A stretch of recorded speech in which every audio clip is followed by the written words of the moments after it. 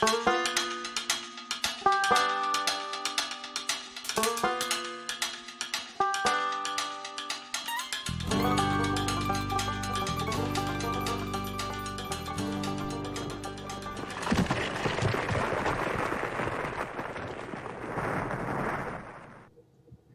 and welcome to my cellar.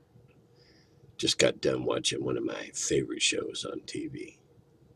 I don't watch it when it's broadcast. I record it and then I can fast forward through the commercials because God knows there's a million of them. But anyway, it's BattleBots. I don't know, something about that show. Here's guys that spend $10,000, $20,000 building these amazing robots, no more than 250 pounds, that whack each other and flip each other and carry on, and they go out there and they try to destroy each other. This year, there's a guy that built one for $4,000, which is what some people spend on batteries, and he's 2-0. I don't know. It's kind of like a Mad Max thing for deranged, bored people building robots to go out and smash each other up in the arena. Anyway, thank you for all the warm birthday wishes. I appreciate that very much. And I've only got one more therapy session in 2.5 weeks, and then I'm done with therapy on my shoulder. So let's get into, got plenty to talk about tonight. Rolling hit points is for randomness. Knowing the outcome defeats playing the game. I second the idea of rolling all dice for each level. Yeah, the more I think about that, the more I like that idea too. And then goes on to say that there's something wonderful when a fighter rolls a 1 on hit point gain and a thief rolls a 4. Yeah, I agree. I agree. There is something wonderful about that. We'll talk more about rolling dice in several topics tonight.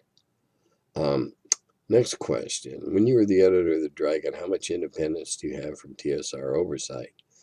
I note in the issue 3 article, A Plethora of Obscure Subclasses, you commented, the authors of D&D have asked me to stress that none of the following are to be considered official, indicating some oversight. Did you ever publish something that got you in trouble with TSR? Well, actually, I knew the policy at the time. And so it's easier to say the authors than to say I don't. I had extensive conversations with Gary. What was going on at this point in the evolution of the game, the explosion of the game. We were again trying to keep as many of the strings on our fingers as we could. And so I knew that neither Gary nor Dave wanted a bunch of this. That we were saying, okay, if you want to do this, it's fine. It's not official, but hey, exercise your imagination and go for it. We were all about stimulating imagination, getting enthusiasm for the game, and building the hobby. I never got in trouble for anything I ever published. I knew where the lines were on the side of the road, and I didn't go over them. Mainly because in those early couple of years, at least, Gary's and my vision of where the game could, should, might go were very much the same. And so, again, I had the responsibility at that time of vetting Judges Guild stuff. And I knew what could be allowed and what couldn't. And when the Guild came up with something that was new or borderline or interpretive, I often consulted with Gary. Dave was in Minneapolis. And I often consulted with Gary, what do we want to do about this? And sometimes we'd say, no, don't do this. Sometimes we'd let it go. So I had my finger on that pulse and knew how to go. Never did publish anything that got me in any kind of trouble whatsoever. Like I said, I had one of the greatest publishers in the world. He trusted me, and I knew my limitations, and we never had a problem. Here's my definition of the hit point concept in one sentence. The monster rolls a hit to kill you, but you escape death if you expend 1d6 hit points and haven't been reduced to 0. That certainly does sum it up.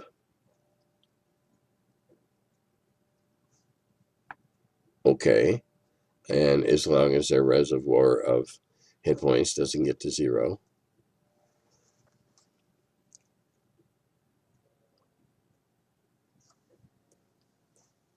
it's fine. I mean, I know, sorry for the dead air time there. That is it in essence. Just another way of putting it, or looking at it from a different angle. Have you ever considered running an adventure set in the Neo or Paleolithic, perhaps with some added magic so you don't spend the whole game just hunting and gathering? No. Though if I did, I'd probably adapt something like, I believe it's Jeff D. did Caveman. And it's quite, I like to, especially with board games, I like to play it for what's there. Okay, show me your rules. I learn them. I play it. And I'm not a big one for making rules interpretations or changes in a board game. Now, Neo-Paleolithic, I might time shift or walk them through some kind of portal or whatever. I have, in these back of the head plans for a series of historically based time travel adventures that I may or may not get around to writing. I have them all figured out, just haven't put them to paper yet. I can't see. There's other, if you're gonna go role play in the Neo or the Paleo, I don't. For me, number one, I don't see an appeal. Number two, if you time shifted a party that had some magic, and in the shift, some of the more potent magic was toned down or whatever, that's perfectly permissible. But no, the period itself, doesn't have that much of appeal. Okay, you've expressed your dislike of spell point systems. I replaced the rules as written D&D magic system for a spell point system because a caster suddenly forgetting a spell once cast seems weird to me. Why don't you like spell points? Well, if that's the way you want to, if your campaign is happy to play that way, fine. I have no objection. I never really get into anything except this is the way I might do it. Okay, I'm not saying that you should do it any way. If you grotesquely misinterpret a rule, I might point that out, hopefully gracefully. But you don't understand it. I would hesitate to. No, I won't. Read a couple of the Jack Vance books. They're in Appendix N. That will explain the concept of the Vancian magic. These spells are not common words. They're not some other language. These are so foreign, so alien, whatever. You have to burn it into your brain, and when you trigger it, it leaves. That's Vancian magic. I happen to like it. Spell points, especially when they were first proposed, were a way of ramping up way beyond what a magic user of that level should be able to do. And so I took an immediate dislike to them because nobody seemed to have a set idea of how many points should you get for each level. And, if you can say four, if your skill level is, say, 4 first levels, how do you allocate points to that? I never saw a system of spell point allocation or determination or conjuration, for that matter, that I liked. They always seemed to me to be giving magic users more power than they were entitled to. If you want to take 2 fireballs with you, memorize it twice.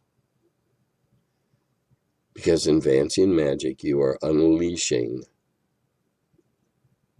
the spell that then leaves your mind. That's the way it was intended to be. If you want to play it differently, that's fine.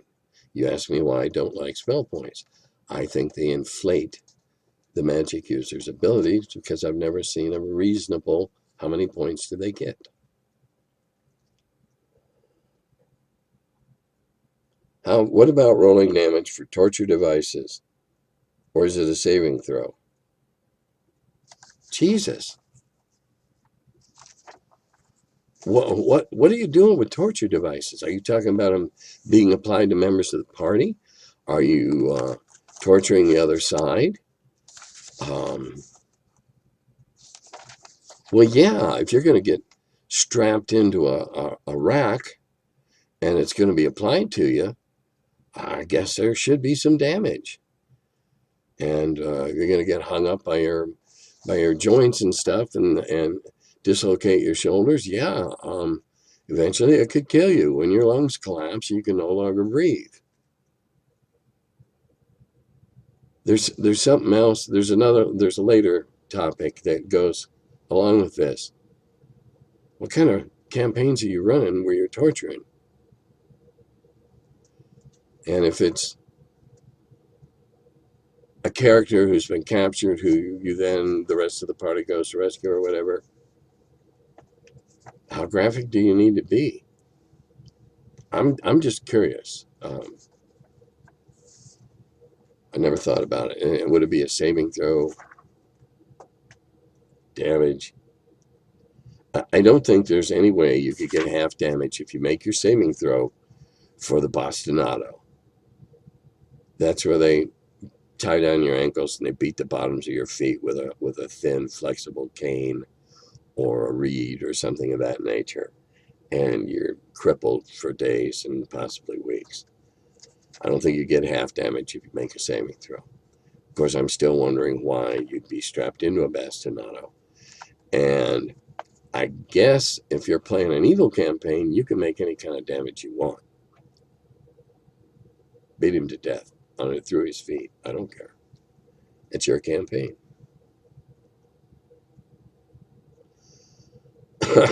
Here's one of the stranger comments I got. Oh, wait, no. Yeah, okay, I'll read this one next. Adventurers needed. My party is on trial for damages done to the stronghold known as Goblin's Kitchen and slaying the butcher. I fear the worst. Please hurry. And the comment to that was, you need a goblin chaser lawyer. I'm assuming this is going along with what we talked about last time. There's another really crazy one here that I'll finish this answer with. How do you feel about using artifacts in your game? Do you think they overshadow the characters? Yeah, if you're talking about the named artifacts, we kind of made those up to be the ultimate top of the mountain, sun shining down on it, the ultimate degree. And not to be, when we first started making artifacts, there was no thought, okay, the Eye of Vecna and you know, Bigby's grasping hand, those arose out of play and became artifacts when we like sanctified them or deified them. Artifacts, I would not conduct a campaign where all the players, several of the players in the campaign are running around with some kind of eldritch artifact. If I were to introduce an artifact into a campaign setting, I would do it under the okay, you've been hired by to get, or you heard about, and it may be, you know, and you make a really plausible, you heard about, guy dies in their arms, etc., etc. Hokey, yes, but if you sell it right, to go rescue an artifact, and then I would have whatever deity that artifact was aligned to, as soon as they recovered it, step in and go, hey, thanks, guys. I'm real glad you got that back. And then reward them accordingly, but don't let the artifact stay there. That's just the way I do it. That's all. Was there a character you like playing? Yeah, I had a dwarf named Kajuk, and he was the one that got in the second game at Gen Con 74. He's the one that inherited a holding and men at arms and everything. And so he adventured and he played on the tabletop. So I really liked him. He was probably my favorite. Otherwise, it would have been Kelnor. Kelnor the Blue. He actually made it up to 12th level as a magic user. Back then, that was actually more powerful than Gandalf. Happy belated New Year. Oh, that was for New Year. Okay. Now, this is going to refer back to this other thing about being captured by the goblins. Are goblins mammals? No. No. They're hatched out of eggs. Your goblins may vary. Goblin is a term that has been applied before D&D to any number of different local folk legends. I can remember as a child, ooh, the goblins will get you. And so whatever popped into your mind was what a goblin was. Or you were reading fairy tales or folk tales or Grimm or, you know, whatever. And so there was not a lot of time spent describing what they looked like. Rumpelstiltskin might have been a goblin. Think about that. So, no, they're not mammals. So this guy goes on, and I'm going to do it just because it's an extreme of ludicrous. Okay, so he says, if so, let's just say they are, and let's just say someone tries to milk them. Hey, it's a crazy world, right? So someone milks goblins. What effect would goblin milk confer? And if someone, not me, but someone accidentally drank way too much goblin milk, and the effects it confers start to turn someone, again, not me, into a goblin, how would you counteract that? A detailed list of ingredients, much appreciated. Well, as they don't give milk, they're not mammals. They can have a live birth, like snakes. But no, they're not mammals. In some folk tales, goblins can't have babies, so they steal babies and make them into goblins. And it'd be one hell of a sentence from the goblin judge, wouldn't it? I sentence you to milk us all. I think you might find some indignant goblins not willing to be milked by strangers.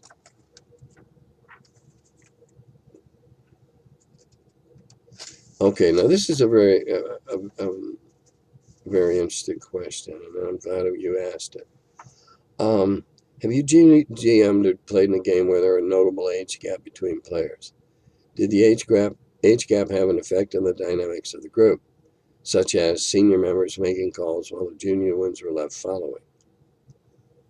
Okay, I'll stop there. Yes, I have. And I ran a Wheel of Blame for one of the conventions a while back. And one of the players got really upset with the way he felt that he was being talked over. He was one of the older ones in the group. There was an age group.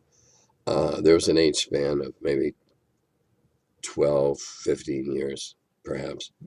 I've played with bigger ones, especially at cons. If I don't specify, a lot of times I'll just say all. And I've had 10, 11-year-olds play, 12-year-olds. Last Gary Con, the virtual Gary Con, I ran 2 games online with 2 boys aged 9 and 11, I believe, from Northern Ireland. And they absolutely changed the dynamic of the game,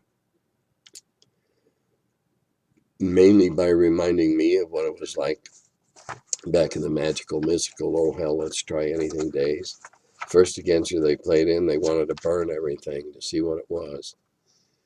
And I talked them out of it most times. And the second game, one day it was burning everything, and the second day it was hammering and chiseling everything to open it up and whatever. But they asked a ton of questions. They were super enthused. They brought an element to the otherwise jaded, more experienced players of enthusiasm and, oh, hell, let's try it. And I believe in both games, one of their, I hadn't thought of that type of suggestions actually proved out. So, yeah, when I try to sense, particularly at con games, when I see certain people getting talked over in a way that won't embarrass them at being singled out, I'll single out and say, what was that you said? And that makes everybody else at the table shut up. And then, without embarrassing again, I try very hard not to embarrass. I coax out something that was said that is very germane to the immediate circumstances. And that person gains confidence and the group listens a little better.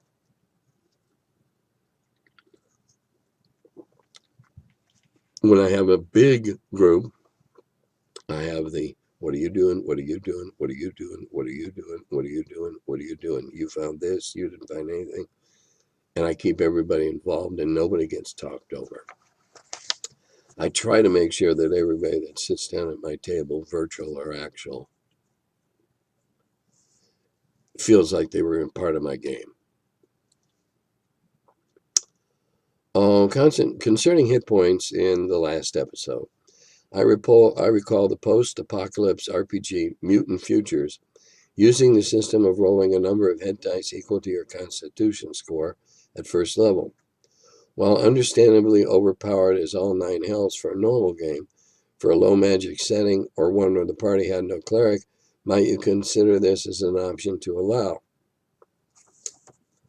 Well,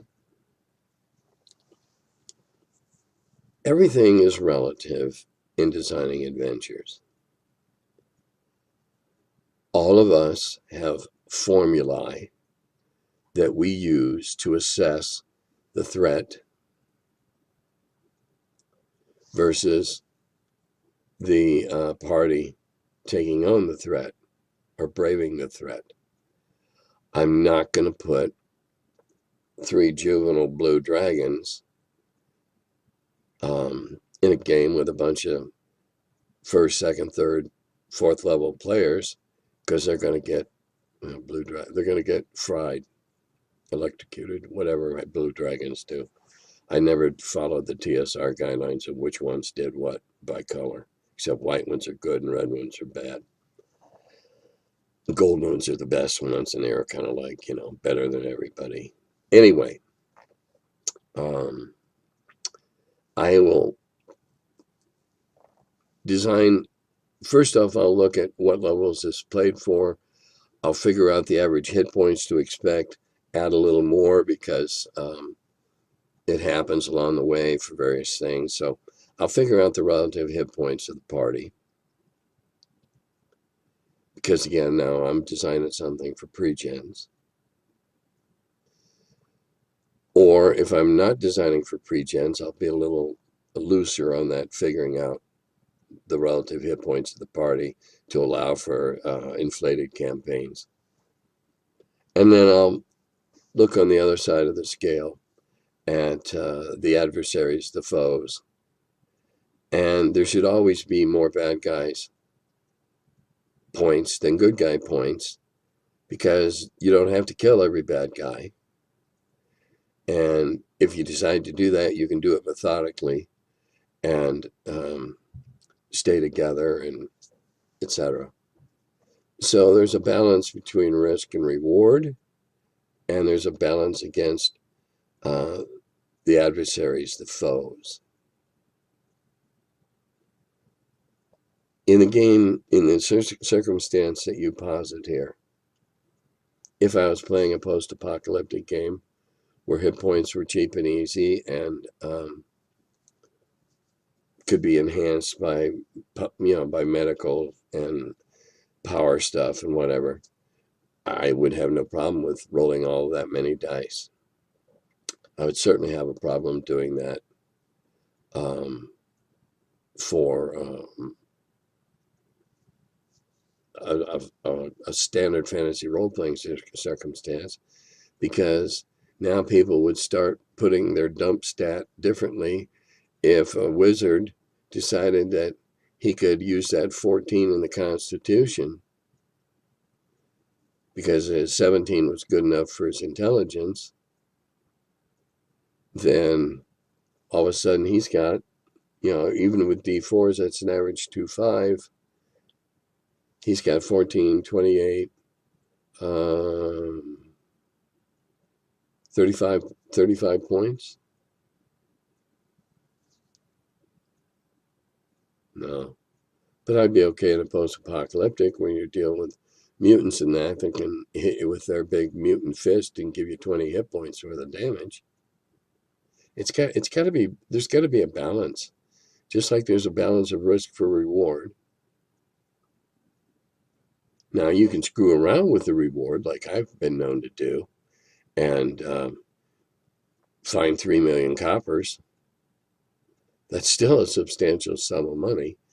You just got to figure out how many wagons you got to hire to haul that somewhere where you can convert it. Balance. There's got to be risk. Otherwise, why bother?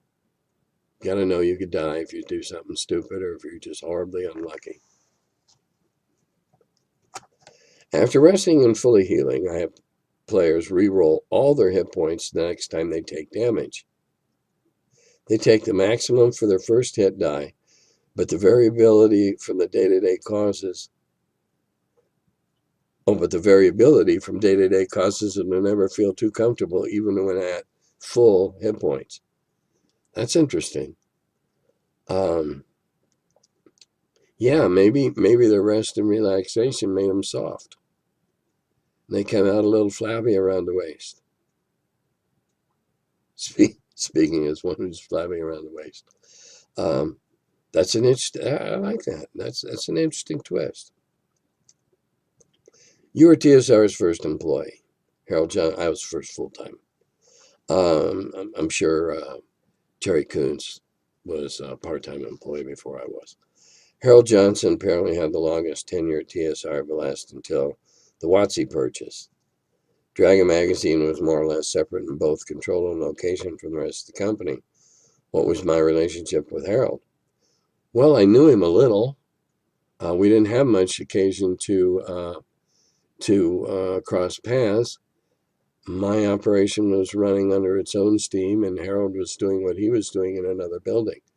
Since then, I've become friends with Harold. I like Harold. I respect Harold a lot. And I worked with him quite a bit at the Gen Con auction, and he may still be doing yeoman work at the Gen Con auction. Did you ever collaborate on projects? No. Never did. Somewhere in an old notebook, I have my Out of the Dragon Barbarian, which happens to be my only 18 double-lock character. I believe the Unearthed Arcana Barbarian is different. Do you have a preference for either version? If so, why? I like first edition.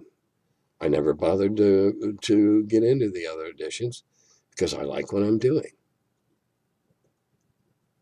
If I was a knife maker and I love making knives, big knives, but nothing bigger than about 18 or 20 inches, why would I make swords if that's not what I enjoy?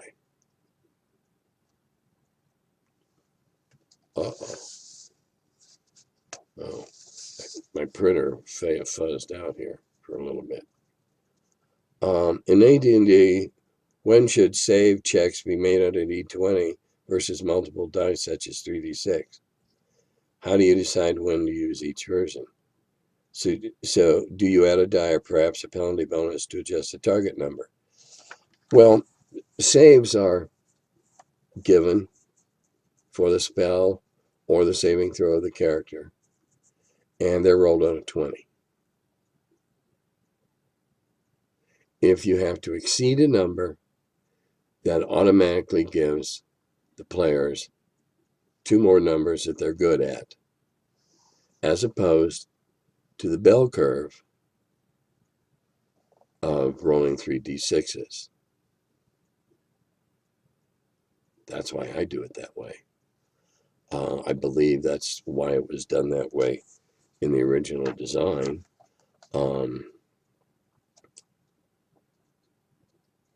I use the one version all the time. Now, what I do screw with my players in this blame game I've been running online, and having a great time doing. You got to look into it. Plug. I do tell them to roll me a 20, and I don't tell them whether they have to roll high or low, because if some circumstance arises, pops up, in my head, I decide whether they got to roll high or low. That's an old habit from back in the day when we had crappy dice. And so the guys who were using all their high rolling dice got caught up when they had to roll something low. I just do it to shift gears. Dice are so much better now. Saving throws, I sometimes give them pluses, sometimes give them minuses. If it's a particularly virulent poison, I might give them a minus.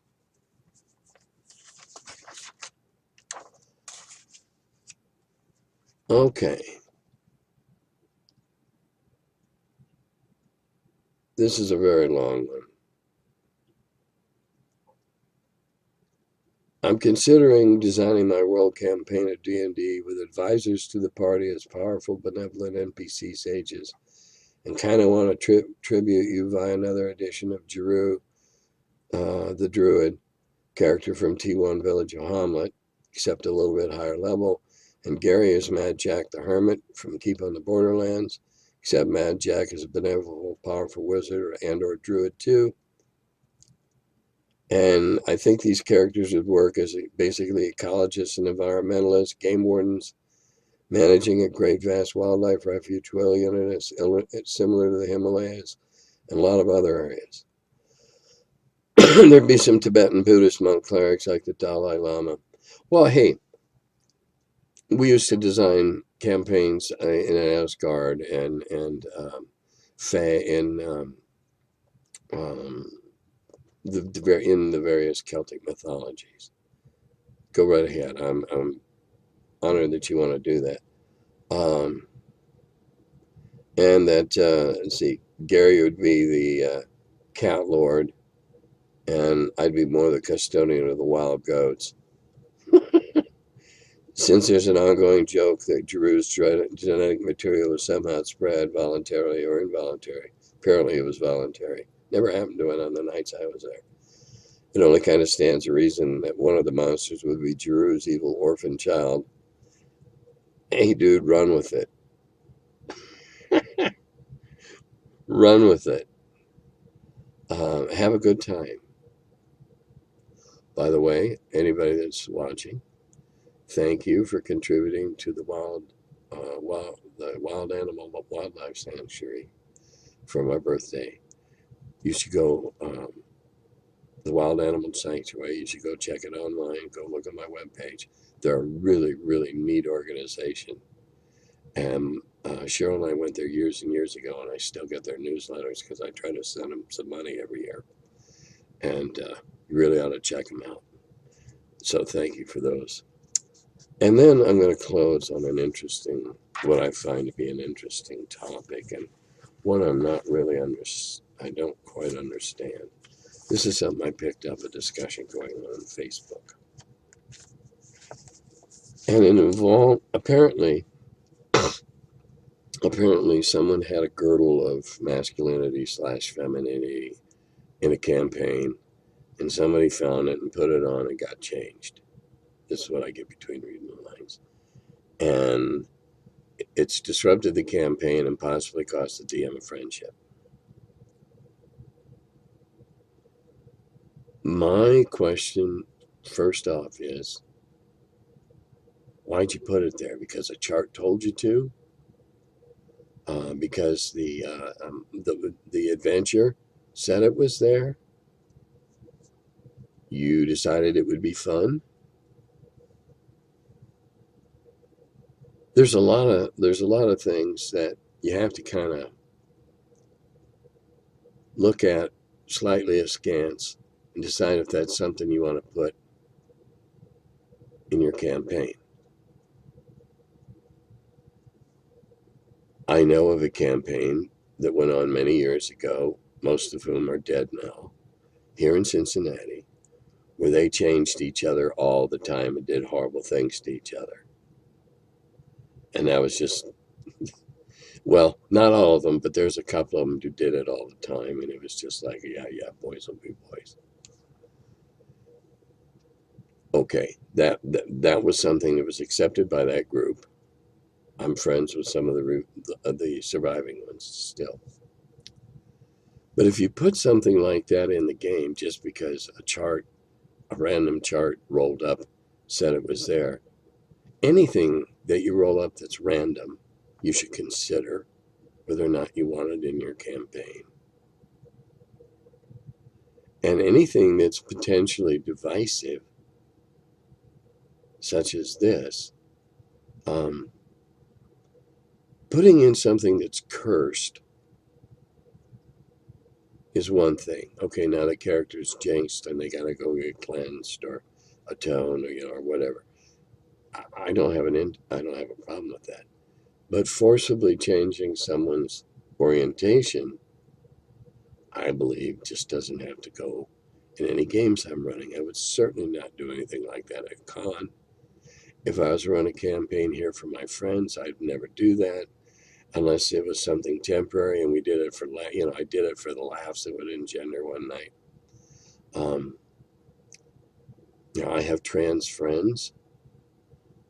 I would never ever hope to do anything that would make them think I was being offensive. So why do you put something in there? Just because a chart rolls up the staff of Orcus doesn't mean you have to put it there. Anything of a nature that could be offensive or could be used wrong, you're the DM. You make the decisions. It's your world. It's your adventures. I don't care if you bought it.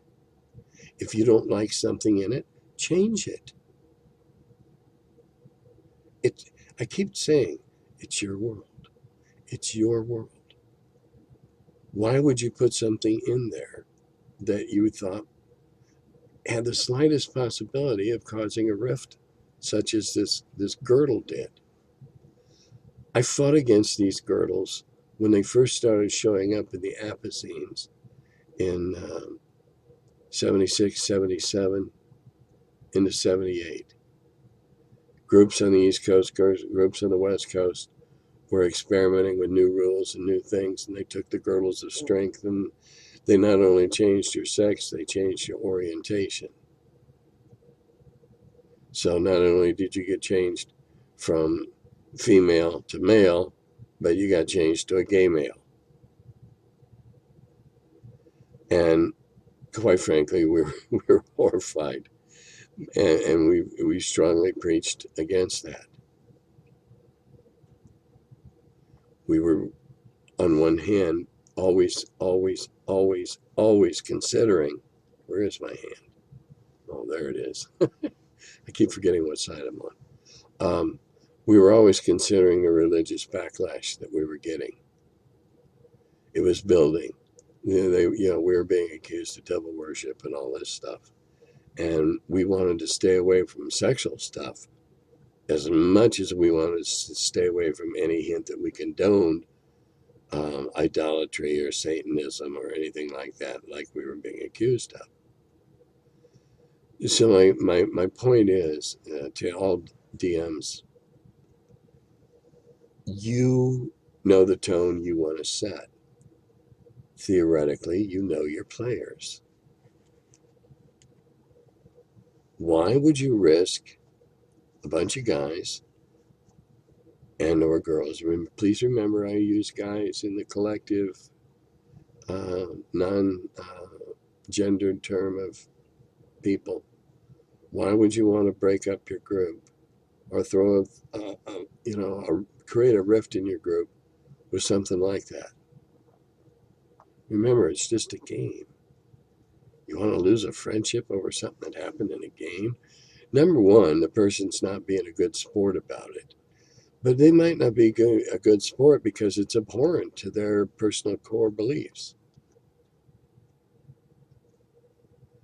Just the thoughts of an old guy sitting in his basement, wondering when all this is going to be over. Maybe in the 1st of February, I'll be eligible to get a vaccine. Maybe, if there are enough. And you all are all in the same boat, I know. So stay safe. Wear your mask. Stay home like the rest of us if you can. Only go out for what you must. Sneeze in your elbow. Wash your hands. And until the next time, Dodata Gobi.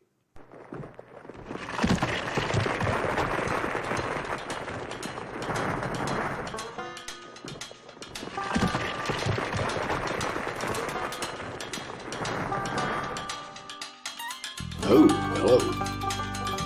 I'm still figuring out when this thing starts. Welcome to my cellar. He's the curmudgeon who wrote about the dungeons. Now he's the feller, live from the cellar.